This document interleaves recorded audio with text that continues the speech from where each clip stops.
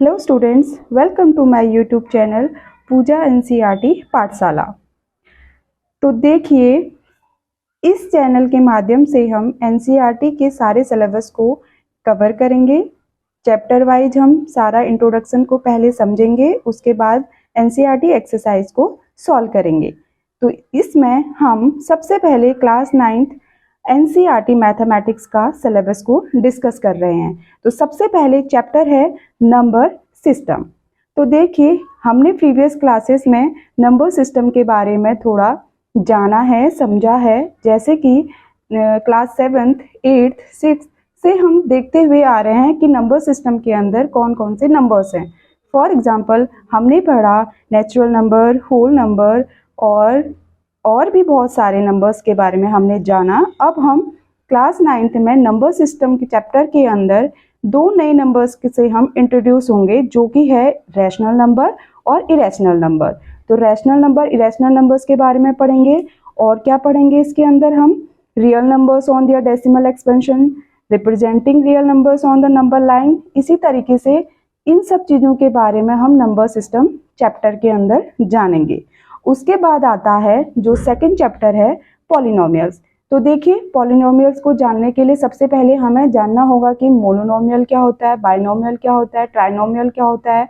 तो हमने ये सब चीज़ें प्रीवियस क्लासेस में पढ़ चुके हैं। अब हम जानेंगे पॉलिनोमियल के अंदर जीरो पॉलिनोमियल क्या होता है, पॉलिनोमियल इन वन वेरिएबल क्या होता है, टू वेरिएबल क्या होता है, और रिमाइंडर थ्योरम क्या होता है। इन सब के बारे में डिस्कस करेंगे हम पॉलिनोमियल चैप्टर के अंदर। उसके बाद जो नेक्स्ट चैप्टर आता है वो आता है कोऑर्डिनेट ज्योमेट्री।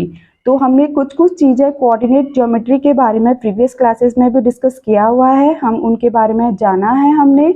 तो अब हम फर्दर यहाँ पर 9th क्लास में डिटेल में कुछ कोऑर्डिनेट ज्योमेट्री के बारे में समझेंगे अच्छे से।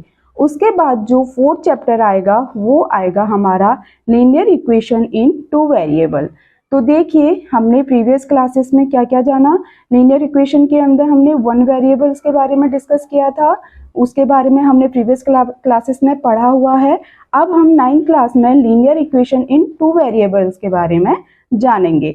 उसके बाद जो आएगा फिर 5th चैप्टर के अंदर क्या चीज़ें आएंगी? Euclid geometry. तो ये हमारा इंट्रोडक्शन टू यूक्लिड ज्योमेट्री होगा क्लास 9th में। इसके अंदर भी हम जो भी चीज़ें होंगी यूक्लिड ज्योमेट्री से रिलेटेड, पोस्टुलेट, एक्सिम्स, उसके बारे में डिस्कस करेंगे। इसके बाद आएगा हमारा लाइंस एंड एंगल्स। तो लाइंस और एंगल्स को समझने के लिए सबसे पहले हमें समझना होगा कि लाइंस क्या होते हैं, एंगल्स क्या होते हैं, लाइन कैसे फॉर्म होता है, एंगल कैसे फॉर्म बनता है। तो ये हमने 6 से 7 क्लासेस में पढ़ा हुआ है कि लाइन क्या है, एंगल्स क्या है, कितने टाइप्स के एंगल्स होते हैं, कैसे कैसे एंगल्स बनते हैं।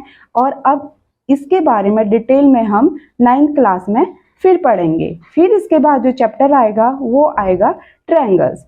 तो ट्रायंगल्स को जानने के लिए सबसे पहले तो हमें प्रीवियस क्लासेस का ट्रायंगल्स में समथिंग हमने पढ़ा होगा ना, कितने टाइप्स के ट्रायंगल्स होते हैं। नॉर्मली हमने टू टाइप का ट्रायंगल्स पढ़ रखे हैं, कैसे कैसे, on the basis of side and on the basis of angles से। तो वो दो टाइप के ट्रायंगल्स हमने डिस्कस कर रखे हैं ट्रायंगल्स के अंदर, टाइप्स ऑफ ट्रायंगल के अंदर। तो अब हम ट्रायंगल्स के बारे में और फर्दर डिटेल में जानेंगे ट्रायंगल चैप्टर के अंदर। उसके बाद आएगा हमारा क्वाड्रिलेटरल। तो क्वाड्रिलेटरल में क्या क्या चीज़ें हैं? सबसे पहले क्वाड्रिलेटरल क्या होता है, हमने प्रीवियस क्लासेस में पढ़ा। क्वाड्रिलेटरल क्या होता है? 4 साइड पॉलीगन को हम क्या बोलते हैं? क्वाड्रिलेटरल बोलते हैं। तो अब हम इससे आगे को angle sum property of quadrilateral पढ़ेंगे, टाइप्स ऑफ क्वाड्रिलेटरल पढ़ेंगे, प्रॉपर्टीज ऑफ पैरेललोग्राम पढ़ेंगे, और भी बहुत सारी चीज़ें हम क्वाड्रिलेटरल के अंदर डिस्कस करेंगे।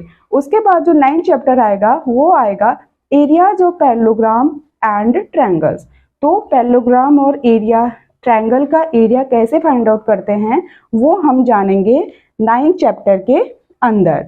उसके बाद जो नेक्स्ट चैप्टर आएगा वो आएगा सर्कल।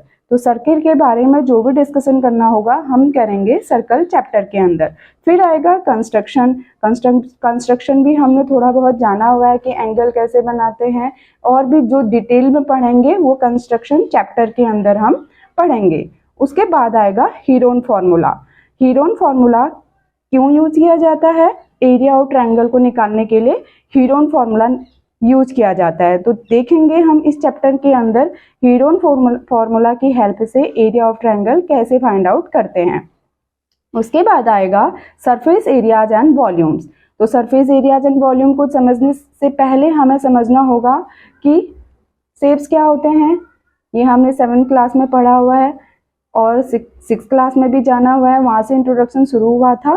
तो सरफेस एरियाज वॉल्यूम्स को समझने के लिए 2D शेप्स 3D शेप्स ये हमें पता होना चाहिए, तब हम उनका सरफेस एरिया और वॉल्यूम्स फाइंड आउट कर पाएंगे। उसके बाद आएगा हमारा 14 चैप्टर जो कि होगा स्टैटिस्टिक्स। स्टैटिस्टिक्स को समझने के लिए हमें प्रीवियस क्लासेस में क्या क्या जाना है, डेटा के बारे में समझा है, कितने टाइप का डेटा होता है, डेटा को कैसे रिप्रेजेंट किया जाता है, कलेक्शन ऑफ डेटा क्या होता है, उनका हम रिप्रेजेंटेशन पढ़ेंगे तो graphical representation of data, measures of central tendency, इन सब चीज़ों के बारे में हम स्टैटिस्टिक्स के अंदर जानेंगे। फिर जो लास्ट चैप्टर आएगा वो आएगा प्रोबेबिलिटी। तो इसके बाद यही हमारे सारे क्या हैं 9th क्लास का पूरा सिलेबस है। तो हम नेक्स्ट वीडियो से जानेंगे कि नंबर सिस्टम क्या होता है, इसका इंट्रोडक्शन पढ़ेंगे, उसके बाद एनसीईआरटी के एक्सरसाइज करेंगे। Thank you.